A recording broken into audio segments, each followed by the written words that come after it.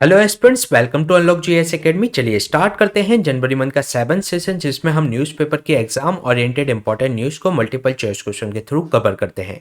तो चलिए देख लेते हैं आज हम कौन सा टॉपिक डिस्कस करने वाले हैं। प्रीवियस 38 टॉपिक हम प्रीवियस 6 सेशन में कवर करा चुके हैं, जिसका लिंक आपको डिस्क्रिप्शन में मिल जाएगा।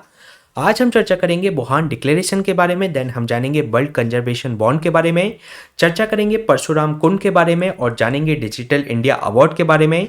एक डांस आर्ट फॉर्म ओटन थुल्लाल के बारे में डिस्कस करेंगे और चर्चा करेंगे नेशनल हेल्थ अथॉरिटी के बारे में। एस्पिरेशनल ब्लॉक प्रोग्राम किससे संबंधित है, जानेंगे इसके बारे में। साथ ही साथ चर्चा करेंगे यंग प्रोफेशनल स्कीम के बारे में। तो चलिए स्टार्ट करते हैं आज का इंपॉर्टेंट सेशन। ये क्वेश्चन आपका वुहान डिक्लेरेशन से संबंधित है, जिसके रिगार्डिंग आपको 4 ऑप्शन दिए गए हैं, जिसमें आपसे पूछा गया है कि अभी हाल ही में ये न्यूज में रहा, तो ये किससे संबंधित है। तो इसके लिए आपको 4 ऑप्शन, जिसमें आपका biodiversity conservation, wetland conservation, climate change या कंजर्वेशन ऑफ हेरिटेजेस से।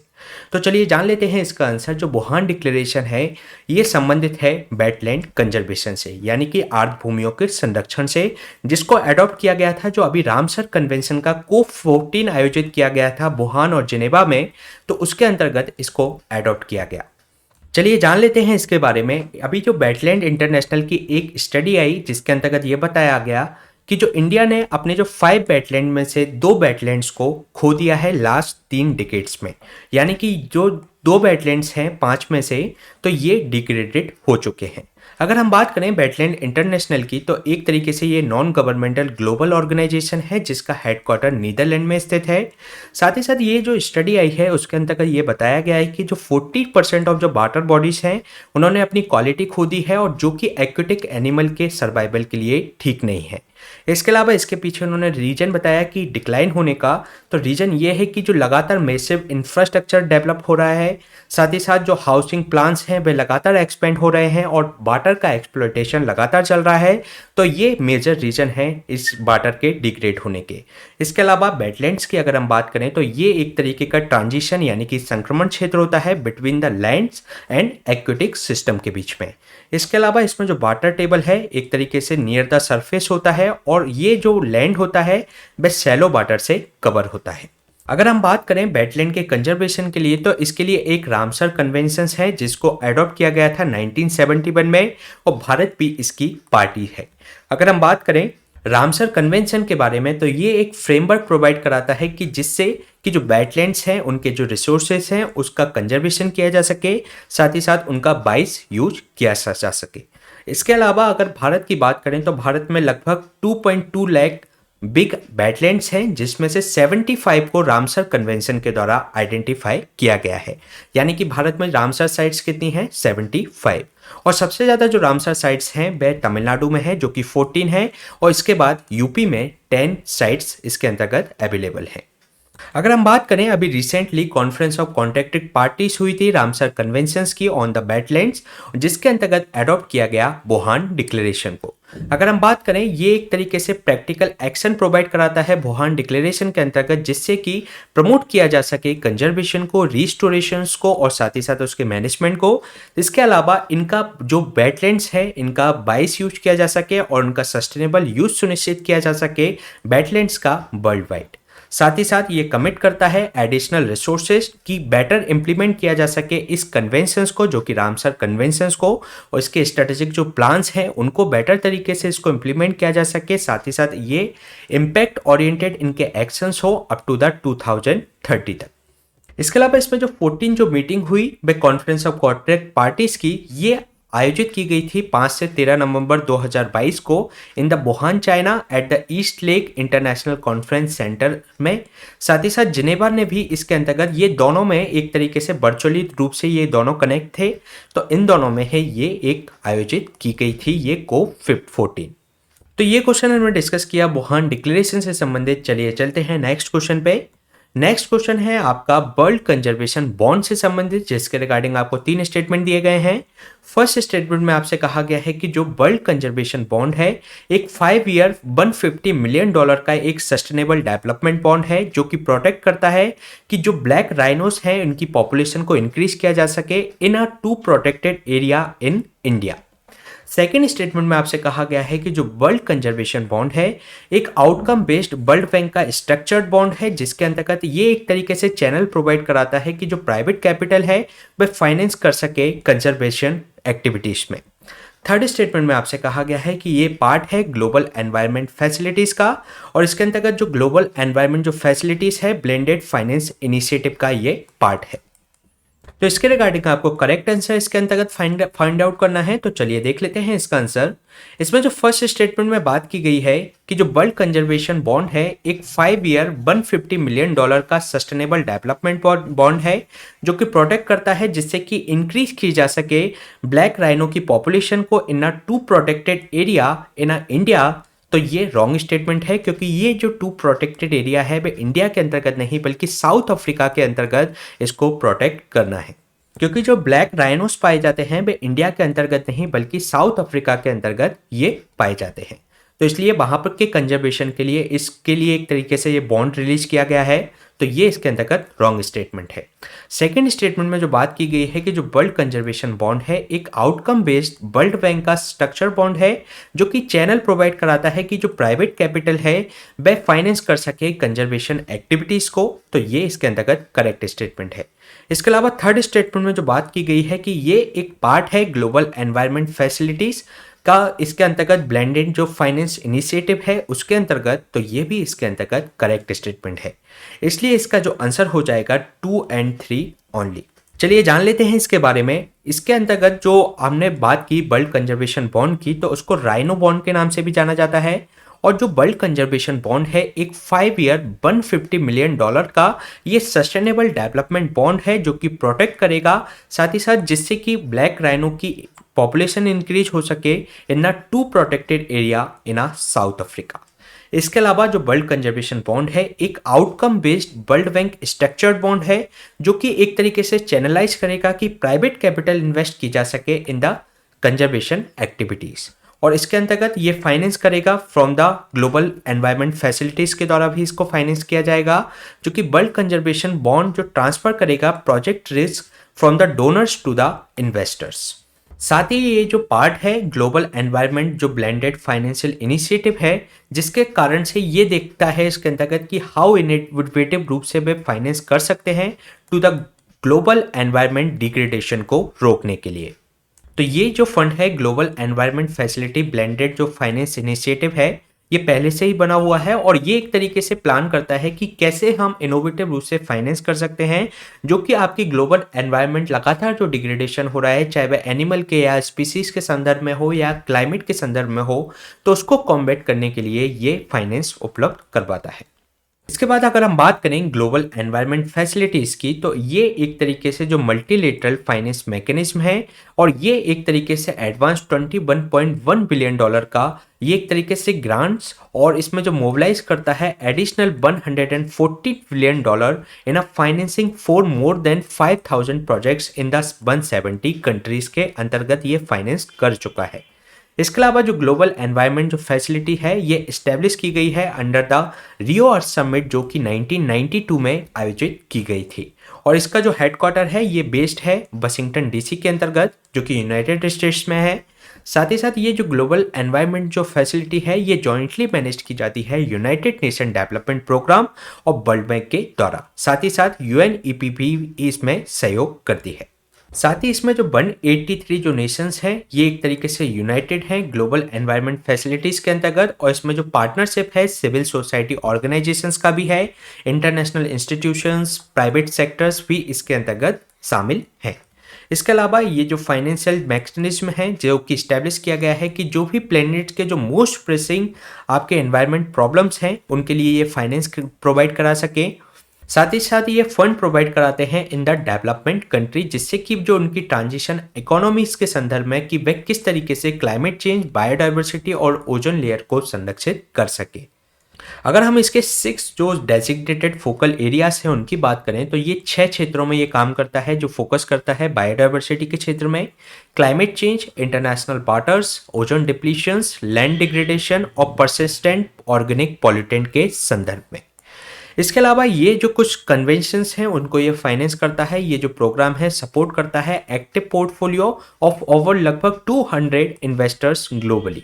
साथ ही साथ ये जो सर्व करता है financial mechanism for the convention for biological diversity. साथ ही साथ United nation framework convention on climate change यानी कि UNFCCC और UN convention combat desertification UNCCD। ये जो कन्वेंशन हैं तीनों, ये आपकी जो रियो अर्थ समिट हुई थी 1992 के अंतर्गत, तो ये तीनों समिट्स इन कन्वेंशंस उसके अंतर्गत आई थी। इसके अलावा ये जो Stockholm convention of persistent organic pollutant के लिए है तो उसको भी ये फाइनेंस करता है। साथ ही साथ जो कन्वेंशंस हैं मिनमाटा कन्वेंशंस जो कि मरकरी के लिए है, तो ये भी इनको फाइनेंस इसके द्वारा किया जाता है।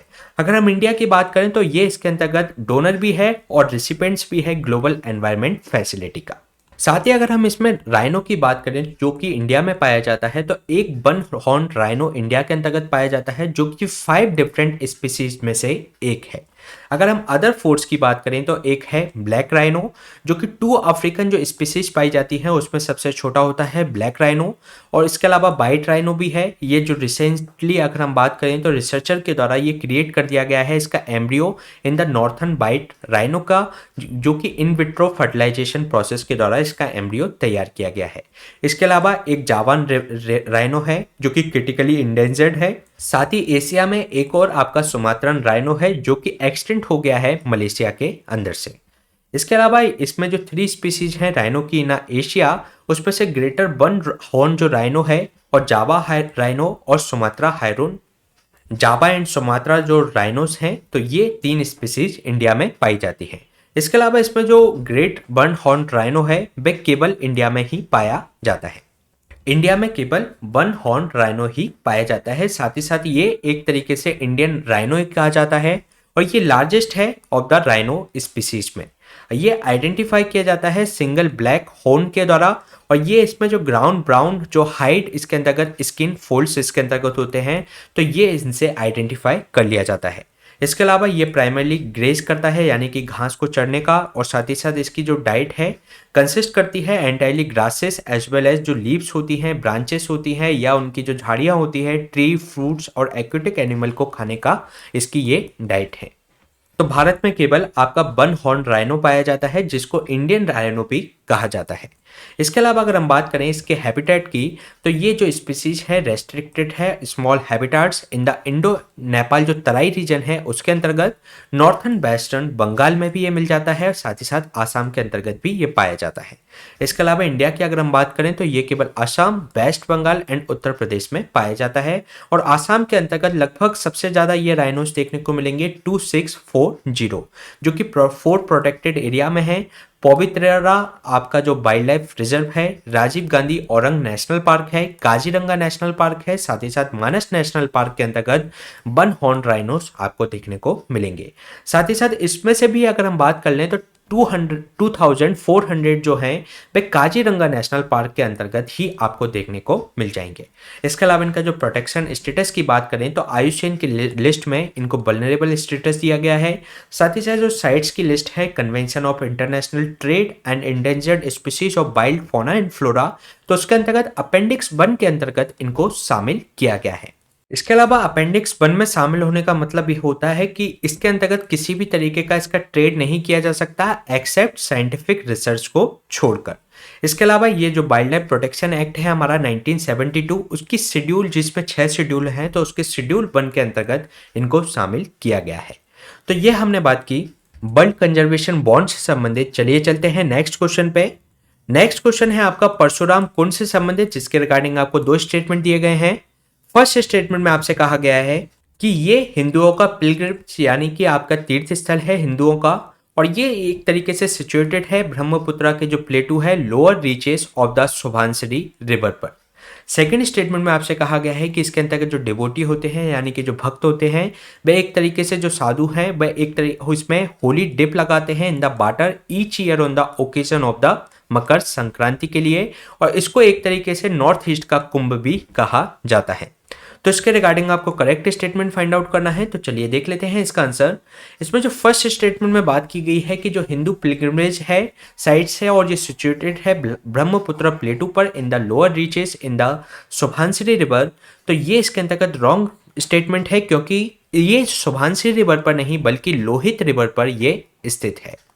तो ये इसके अंतर्गत रॉन्ग स्टेटमेंट हो जाता है। सेकंड स्टेटमेंट में जो बात की गई है इसके अंतर्गत जो डिवोटीज और जो साधुस होते हैं एक तरीके से होली डिप इसके अंतर्गत लगाते हैं, यानी कि पवित्र डुबकी लेते हैं इस वाटर के अंतर्गत in the occasion of Makar Sankranti, और इसको नॉर्थ ईस्ट का कुंभ भी कहा जाता है। किसको? परशुराम कुंड के अंतर्गत जो होली डिप लगाती हैं उसको।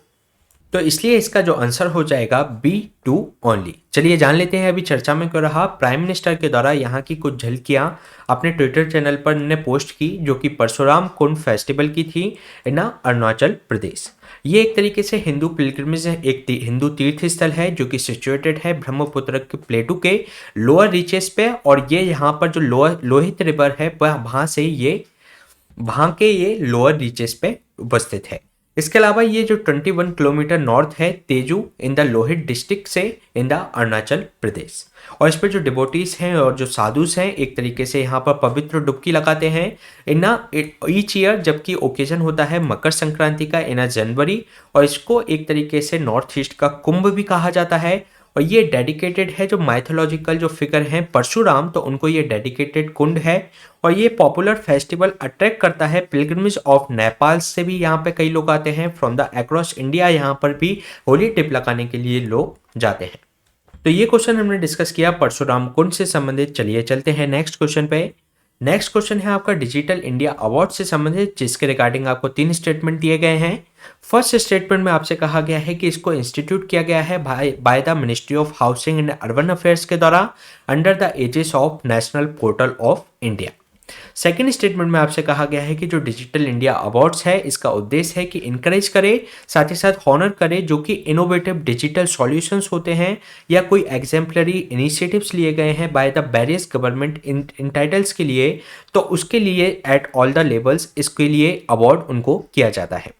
इसके अलावा थर्ड स्टेटमेंट में आपसे कहा गया है कि जो स्मार्ट सिटीज़ है इसके अंतर्गत जो इन्होंने डिजिटल इंडिया अवार्ड को जीता for their initiative data smart cities के लिए। तो इसके रिगार्डिंग आपको करेक्ट स्टेटमेंट फाइंड आउट करना है। तो चलिए देख लेते हैं इसका आंसर। तो इसमें जो फर्स्ट स्टेटमेंट में बात की गई है कि जो डिजिटल इंडिया अवार्ड है ये इंस्टीट्यूट किया गया है ministry of housing and urban affairs के द्वारा। तो ये ministry of housing and urban affairs के द्वारा नहीं बल्कि ministry of electronics and information technology ministry के द्वारा इसको स्थापित किया गया है under the aegis of national portal of India. तो ये इसके अंतर्गत रॉन्ग स्टेटमेंट हो जाएगा। सेकंड स्टेटमेंट में जो बात की गई है कि जो डिजिटल इंडिया अवार्ड है एक तरीके से इसका उद्देश्य है कि वह इनकरेज करे, होनर करे इनोवेटिव जो भी डिजिटल सॉल्यूशंस हैं by the various government entities at the all levels. तो ये इसके अंतर्गत करेक्ट स्टेटमेंट है। इसके अलावा इंडिया की जो स्मार्ट सिटी मिशन के अंतर्गत इसने एक डिजिटल इंडिया अवार्ड जीता फॉर देयर इनिशिएटिव। इन्होंने इनिशिएटिव जो स्टार्ट किया गया था डेटा स्मार्ट सिटीज इनिशिएटिव, तो उसके लिए इनको डिजिटल इंडिया अवार्ड मिला। तो ये इसके अंतर्गत करेक्ट स्टेटमेंट है, इसलिए इसका जो आंसर हो जाएगा 2 और 3 ओनली। चलिए जान लेते हैं इसके बारे में। ये जो इसके अंतर्गत प्रेसिडेंट के द्वारा कन्फर्ट कर दिया गया है डिजिटल इंडिया अवार्ड 2022 को।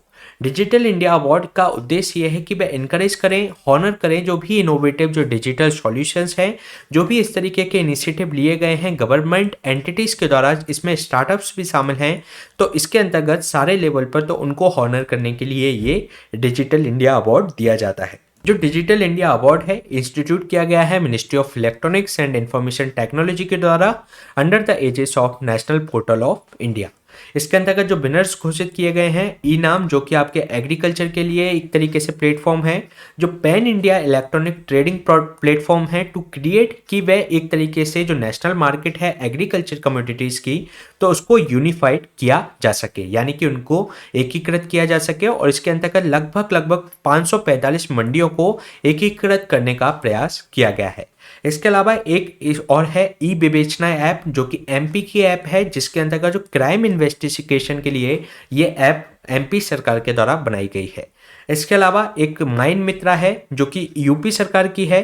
जो माइन मित्रा है ये यूपी गवर्नमेंट के द्वारा, और ये एक तरीके से ऑनलाइन अप्रूवल देता है जो भी माइनिंग प्लान है उनके लिए।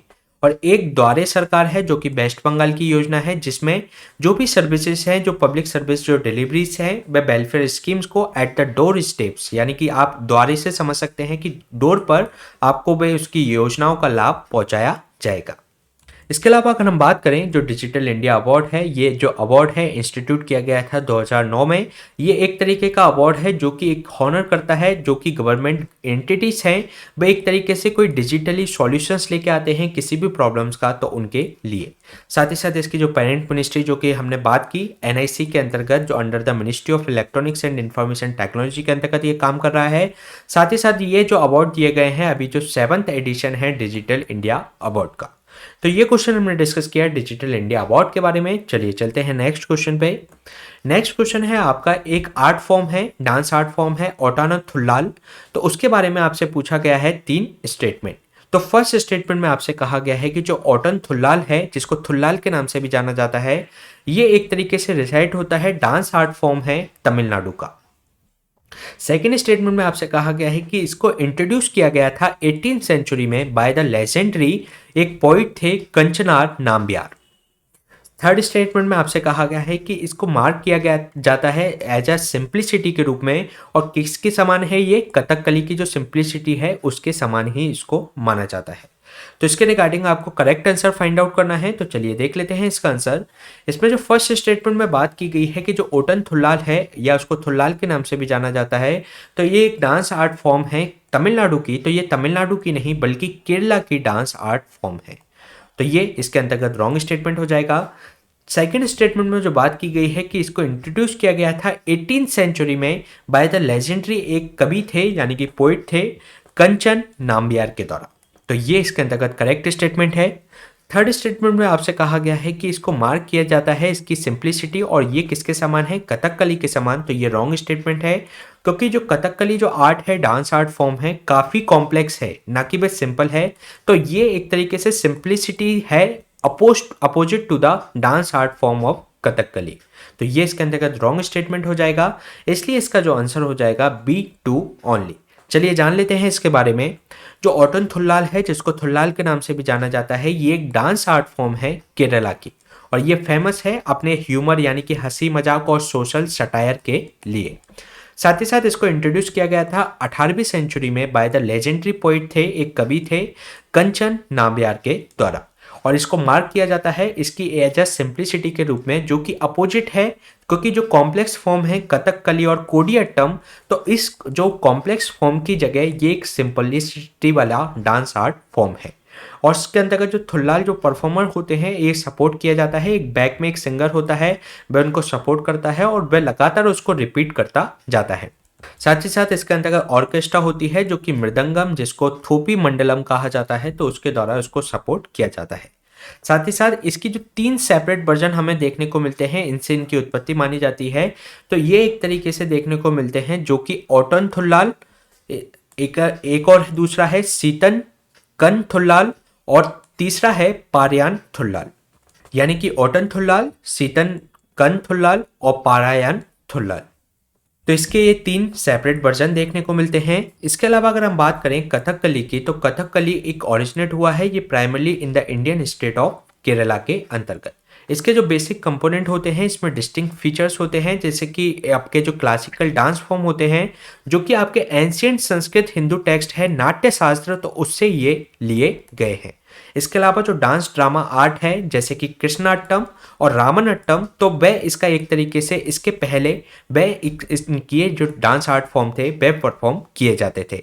और जो आपका कृष्णाट्टम था वह महाभारत पर बेस्ड था, और जबकि जो रामानट्टम था वह रामायण पर बेस्ड था। तो उसके बाद ही ये कथकली का, इन दोनों का रूप कथकली के अंतर्गत देखने को मिलता है।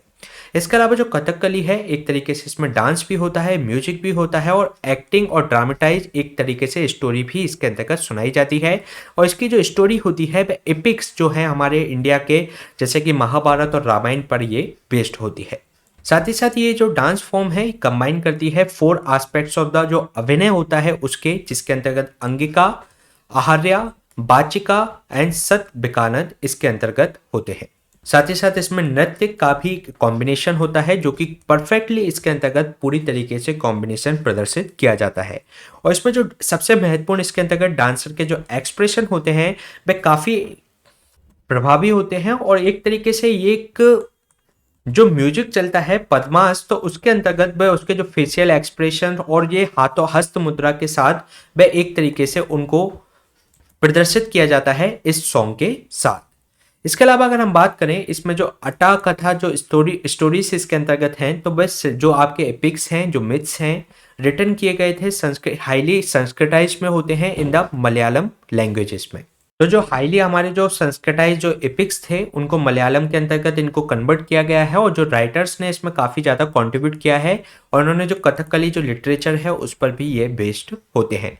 और इसके अंतर्गत जो कथकली जो डांस होता है एक तरीके से इंटरप्रिटेटिव यानी कि ये व्याख्यात्मक डांस होता है, और इसमें जो कैरेक्टर होते हैं कथकली परफॉर्मेंस के अंतर्गत ये ब्रॉडली डिवाइड किए जाते हैं 3 फॉर्म में, सात्विका, राजसिकन और तामसिक के रूप में।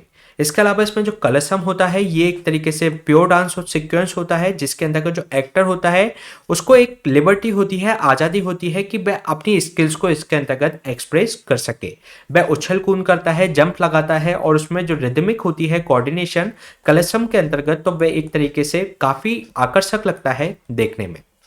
इसके अंतर्गत जो इसका जो फेशियल एक्सप्रेशन होता है काफ़ी महत्वपूर्ण होता है, जैसे कि आपको इसमें देखने को मिलता है लव श्रीनगरा के रूप में, हास्यम यानी कॉमिक स्टाइल में, शांतम यानी कि शांति की स्टाइल में, पीस की स्टाइल में, अभ्युत्थानम यानी कि बंडर, भयानकम, भीभत्स और रुद्रम, एंड साथ ही साथ करुणम एंड बीरम के रूप में यह आपको इस तरीके के फेशियल एक्सप्रेशन कथकली के अंतर्गत आपको देखने को मिलेंगे, जो कि काफ़ी आकर्षक इसके अंतर्गत होते हैं।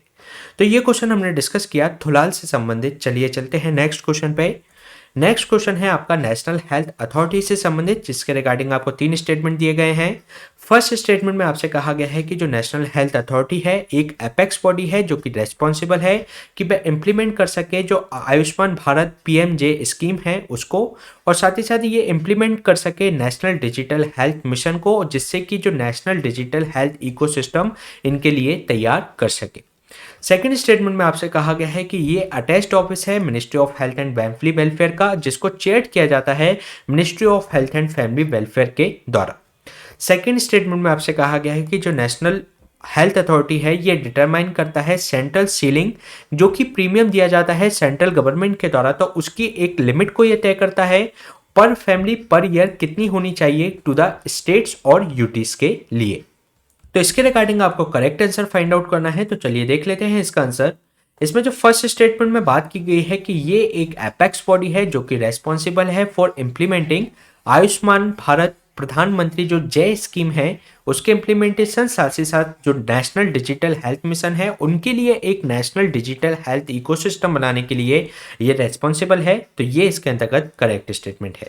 इसके अलावा सेकंड स्टेटमेंट में जो बात की गई है कि ये अटैच्ड ऑफिस है ministry of health and family welfare का, और इसको चेयर किया जाता है जो हमारे स्वास्थ्य मंत्री होते हैं उनके द्वारा, तो ये भी इसके अंतर्गत करेक्ट स्टेटमेंट है।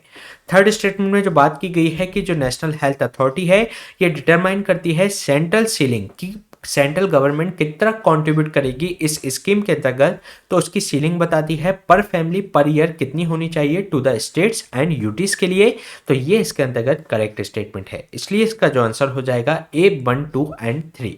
चलिए देख लेते हैं इसके बारे में। अभी नेशनल हेल्थ अथॉरिटी के द्वारा इंट्रोड्यूस किया गया है न्यू सिस्टम, जिससे कि वे मेजर कर सके, साथ ही साथ ग्रेड जो परफॉर्मेंस को ग्रेड कर सके एज ए हॉस्पिटल जो इम्पैनल्ड हैं आयुष्मान भारत स्कीम के अंतर्गत, तो उनके लिए। अगर हम बात करें नेशनल हेल्थ अथॉरिटी की, तो एक एपेक्स बॉडी है जो कि रेस्पॉन्सिबल है, जो कि इंप्लीमेंट करेगी इंडिया का जो फ्लैगशिप स्कीम है पब्लिक हेल्थ इंश्योरेंस जो आयुष्मान भारत प्रधानमंत्री जन आरोग्य योजना। साथ ही साथ ये एक तरीके से जो नेशनल डिजिटल हेल्थ मिशन है उसके लिए एक नेशनल डिजिटल हेल्थ इकोसिस्टम तैयार करने के लिए ये रेस्पॉन्सिबल है। इसके अलावा जो नेशनल हेल्थ अथॉरिटी है इसको सेटअप किया गया था इम्प्लीमेंट टू द पीएम जय के लिए, और ये पॉपुलरली आपको जानी जाती है एट द नेशनल लेवल। और इसका जो अटैच्ड ऑफिस है ministry of health and family welfare की, जिसके अंतर्गत इसको चेयर किया जाता है यूनियन मिनिस्टर होते हैं हेल्थ एंड फैमिली वेलफेयर के उनके द्वारा। इसका जो फंक्शन है नेशनल हेल्थ अथॉरिटी का अंडर द प्रधानमंत्री जन आरोग्य योजना के अंतर्गत, तो ये एक तरीके से वेरियस ऑपरेशनल गाइडलाइंस इसके अंतर्गत देता है जो भी पीएम जय स्कीम से संबंधित है, उसके जो मॉडल डॉक्यूमेंट्स है उसके अंतर्गत क्या होने चाहिए। साथ ही साथ ये बताता है कि सेंट्रल का कंट्रीब्यूशन कितना होगा, कितनी लिमिट के अंतर्गत वह इसके अंतर्गत कंट्रीब्यूट करेगा सेंट्रल गवर्नमेंट के द्वारा, तो ये भी लिमिट इसके द्वारा ही नेशनल हेल्थ अथॉरिटी के द्वारा ही बताई जाती है। साथ ही साथ इसके द्वारा टाइम टू टाइम ये फील्ड एविडेंस और उस तरीके का योजना का किस तरीके से ये रन कर रही है तो उसका एनालिसिस करने का भी ये कार्य करता है। तो ये क्वेश्चन हमने डिस्कस किया नेशनल हेल्थ अथॉरिटी से संबंधित। चलिए चलते हैं नेक्स्ट क्वेश्चन पे। नेक्स्ट क्वेश्चन है आपका एस्पिरेशनल ब्लॉक प्रोग्राम से संबंधित, जिसके रिगार्डिंग आपको 3 स्टेटमेंट दिए गए हैं। फर्स्ट स्टेटमेंट में आपसे कहा गया है कि ये जो प्रोग्राम है इसका उद्देश्य है कि वह परफॉर्मेंस को इम्प्रूव कर सके ऑन द ब्लॉक जो कि आपके वेरियस डेवलपमेंट पैरामीटर्स पर पिछड़ गए हैं उन ब्लॉक्स के लिए। सेकेंड स्टेटमेंट में आपसे कहा गया है कि इसको अनाउंस किया गया था इन द यूनियन बजट 2022-23 के अंतर्गत। थर्ड स्टेटमेंट में आपसे कहा गया है कि ये कवर करता है सभी डिस्ट्रिक्ट को in the 31 states and the union territories के अंतर्गत। तो इसके रिगार्डिंग आपको करेक्ट आंसर फाइंड आउट करना है। तो चलिए देख लेते हैं इसका आंसर। इसमें जो फर्स्ट स्टेटमेंट में बात की गई है कि जो प्रोग्राम है ये एक तरीके से इसका उद्देश्य है कि इंप्रूव कर सके परफॉर्मेंस इन द ब्लॉक के स्तर पर जो कि वेरियस पैरामीटर पर पिछड़ गए हैं, तो उनके लिए ये प्रोग्राम है, तो ये इसके अंतर्गत करेक्ट है। सेकेंड स्टेटमेंट में जो बात की गई है कि इसको अनाउंस किया गया था यूनियन बजट 2022-23 के अंतर्गत, तो ये भी इसके अंतर्गत करेक्ट है। साथ ही साथ थर्ड स्टेटमेंट में जो बात की गई है कि इसमें सभी डिस्ट्रिक्ट में इसको लागू किया जा रहा है, तो सभी डिस्ट्रिक्ट में नहीं बल्कि इसको 500 डिस्ट्रिक्ट के अंतर्गत पहले स्टार्ट किया गया है और जो कि आते हैं 31 स्टेट्स एंड यूनियन टेरिटरीज के अंतर्गत। तो ये इसके अंतर्गत रॉन्ग स्टेटमेंट है, इसलिए इसका जो आंसर हो जाएगा 1 और 2 ओनली। चलिए जान लेते हैं अभी चर्चा में क्यों रहा जो प्रधानमंत्री ने रिसेंटली लॉन्च किया है गवर्नमेंट का एस्पिरेशनल ब्लॉक प्रोग्राम। इसके अलावा ये जो प्रोग्राम है इसका उद्देश्य है कि जो भी ब्लॉक्स हैं वह जो कि वेरियस डेवलपमेंट जो पैरामीटर्स पर पिछड़ गए हैं उनको इसके अंतर्गत उनके परफॉर्मेंस को इम्प्रूव करना। इसको अनाउंस किया गया था यूनियन बजट 2022-23 के अंतर्गत और इसको ये अभी इनिशियली कवर कर रहा है 500 डिस्ट्रिक्ट को in the 31 states and UTs के अंतर्गत। और इसमें जो हाफ ऑफ द ये जो ब्लॉक्स हैं ये 6 स्टेट से आते हैं, जैसे कि 250 इसके अंतर्गत जो 500 करने हैं तो उसमें से जो आते हैं वह एक तरीके से 6 स्टेट से आते हैं, उत्तर प्रदेश, बिहार, मध्य प्रदेश, झारखंड, उड़ीसा एंड वेस्ट बंगाल के अंतर्गत से। साथ ही साथ ये जो प्रोग्राम है जो हमारा एस्पिरेशनल जो डिस्ट्रिक्ट प्रोग्राम चल रहा है उसी के संदर्भ में उसी पर बेस्ड ये प्रोग्राम है। इसके अलावा अगर हम बात करें एस्पिरेशनल डिस्ट्रिक्ट प्रोग्राम की, तो जो एस्पिरेशनल जो डिस्ट्रिक्ट प्रोग्राम है ये लॉन्च किया गया था 2018 के अंतर्गत, जिसका उद्देश्य था कि जो इफेक्टिवली ट्रांसफॉर्म किया जा सके 112 डिस्ट्रिक्ट इसके अंतर्गत फाइंड आउट किए गए थे जो कि एक तरीके से डेवलपमेंट पैरामीटर्स पर पिछड़े हुए थे, तो उनको इसके अंतर्गत शामिल करते हुए उनका डेवलपमेंट इसके अंतर्गत सुनिश्चित करने का प्रयास किया जा रहा था। इसके अंतर्गत ये जो broad contour of the programme ये है कि इसके अंतर्गत जो कन्वर्जेंस किया जाएगा जो भी सेंट्रल और स्टेट की जो स्कीम्स है उनको कन्वर्ज करके, साथ ही साथ उसमें जो कोलैबोरेशन जिसमें आपका सेंट्रल मिनिस्ट्री भी रहेगी, स्टेट लेवल के साथ ही साथ जो नोडल ऑफिसर्स हैं, डिस्ट्रिक्ट कलेक्टर्स हैं, एक साथ मिलकर इन डिस्ट्रिक्ट के अंतर्गत उनको डेवलपमेंट जो स्कीम्स है उनको आगे बढ़ाने का काम दिया जाएगा। साथ ही साथ इसमें एक डेल्टा रैंकिंग भी इनके अंतर्गत मंथली डेल्टा रैंकिंग भी इसके अंतर्गत आयोजित की जाती है, जिसके अंतर्गत इन डिस्ट्रिक्ट को एक दूसरे से कंपटीशन में रखा जाता है और इन डिस्ट्रिक्ट के बीच में कंपटीशन होने के कारण ये बेहतर परफॉर्म करने का प्रयास करते हैं। इसके अलावा इनके जो स्टेट्स की बात करें तो इसमें जो मेन ड्राइवर है इस प्रोग्राम का और जो फोकस करता है उस डिस्ट्रिक्ट की स्ट्रेंथ क्या है और उस डिस्ट्रिक्ट की स्ट्रेंथ के अनुसार ही उसको डेवलप करने का इसके अंतर्गत प्रयास किया जाता है। साथ ही साथ इनकी जो मंथली बेसिस पर इन डिस्ट्रिक्ट की रैंकिंग भी इसके अंतर्गत सुनिश्चित की जाती है और ये इसमें जो रैंकिंग होती है बेस्ड होती है इंक्रीमेंटल प्रोग्रेस उनकी क्या हो रही है और इसके अंतर्गत जो परफॉर्मेंस जो की दी गई हैं वह 49 की परफॉर्मेंस इंडिकेटर्स इसके अंतर्गत शामिल किए जाते हैं, जो कि 5 ब्रॉड जो सामाजिक आर्थिक जो थीम्स के अंतर्गत वह शामिल हैं और जो 49 की परफॉर्मेंस किन 5 के अंतर्गत शामिल है वह थीम्स हैं health and nutrition, education, agriculture and water resources, finance inclusion and साथ ही साथ स्किल डेवलपमेंट एंड इंफ्रास्ट्रक्चर के लिए। इसके अलावा इसके अंतर्गत जो 112 जो डिस्ट्रिक्ट इसके अंतर्गत फाइंड आउट किए गए हैं उसके लिए गवर्नमेंट कमिटेड है कि वे रेज कर सके यहाँ के जो लिविंग स्टैंडर्ड्स है, यानी कि उनका जो जीवन स्तर है उसको इम्प्रूव किया जा सके एट द सिटीजन के लेवल पर। साथ ही साथ उनकी जो इंक्लूसिव ग्रोथ को यहाँ पर सुनिश्चित की जा सके, जो कि हमारा एक स्लोगन है सबका साथ सबका विकास और सबका विश्वास। तो ये सुनिश्चित करने का प्रयास किया जा रहा है एस्पिरेशनल डिस्ट्रिक्ट प्रोग्राम के अंतर्गत। तो ये क्वेश्चन हमने डिस्कस किया जो एस्पिरेशनल ब्लॉक प्रोग्राम जो अभी स्टार्ट किया गया है उसके बारे में। तो चलिए चलते हैं नेक्स्ट क्वेश्चन पे। नेक्स्ट क्वेश्चन है आपका यंग प्रोफेशनल स्कीम से संबंधित, जिसके रिगार्डिंग आपको दो स्टेटमेंट दिए गए हैं। फर्स्ट स्टेटमेंट में आपसे कहा गया है कि ये जो स्कीम है ये एक तरीके से पार्ट है इंडिया यूके जो माइग्रेशन और मोबिलिटी एमओयू साइन हुआ था, जो कि अनाउंस किया गया था G20 समिट बाली के अंतर्गत। तो उसके अंतर्गत ये प्रोग्राम है। सेकेंड स्टेटमेंट में आपसे कहा गया है कि जो स्कीम है ये परमिट करती है 10,000 ऑफ देयर जो डिग्री प्रोफेशनल्स हैं होल्डिंग जो सिटीजन्स हैं, एज जिनकी होगी 18 से 30 साल के बीच में, तो वह एक दूसरे से कंट्री में जाकर 5 ईयर्स के लिए ये एक डिग्री होल्डिंग जो सिटीजन्स हैं उनको एक्सचेंज किया जाएगा एक दूसरे की कंट्री में। तो इसके रिगार्डिंग आपको करेक्ट स्टेटमेंट फाइंड आउट करना है। तो चलिए देख लेते हैं इसका आंसर। इसमें जो फर्स्ट स्टेटमेंट में बात की गई है कि ये जो स्कीम है यंग प्रोफेशनल स्कीम, ये एक तरीके से पार्ट है इंडिया यूके जो migration and mobility MOU sign हुआ है उसका, और इसको जो अनाउंस किया गया था G20 की जो समिट हुई थी बाली के अंतर्गत उसके अंतर्गत। तो ये इसके अंतर्गत करेक्ट स्टेटमेंट है। इसके अलावा सेकंड स्टेटमेंट में जो बात की गई है कि ये जो स्कीम है परमिट करती है 10,000 जो डिग्री होल्डर सिटीजन्स हैं, तो वह एक तरीके से जिनकी एज 18 से 30 साल के बीच में है, वह एक तरीके से एक दूसरी कंट्री में जाकर वर्क करेंगे उन कंट्रीज में 5 साल के लिए। तो ये इसके अंतर्गत रॉन्ग स्टेटमेंट है, क्योंकि इसमें जो डिग्री होल्डिंग जो सिटीजन्स हैं वे 10,000 नहीं बल्कि 3,000 हैं, और ये जाएंगे केवल आपके 2 साल के लिए। तो ये 5 ईयर नहीं बल्कि 2 ईयर्स के लिए इनको एक दूसरे की कंट्री में भेजा जाएगा। तो ये इसके अंतर्गत रॉन्ग स्टेटमेंट है, इसलिए इसका जो आंसर हो जाएगा A1 ओनली। चलिए जान लेते हैं इसके बारे में। इसका जो आंसर होगा आपका A1 ओनली।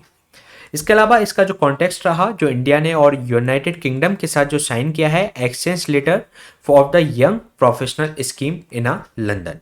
इसके अलावा जो यंग प्रोफेशनल स्कीम है इसको एक तरीके से पार्ट है जो India UK migration and mobility MOU sign हुआ था 2021 में, तो उसके संदर्भ में ही ये एक तरीके से स्कीम है।